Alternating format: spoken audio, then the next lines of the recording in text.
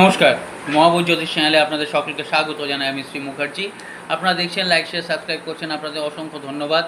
যারা এখনও সাবস্ক্রাইব করেনি তাদের কাছে অনুরোধ, সাবস্ক্রাইব করুন যাতে পরবর্তী সমস্ত ভিডিওর নোটিফিকেশান আপনারা আগেই পেয়ে যান।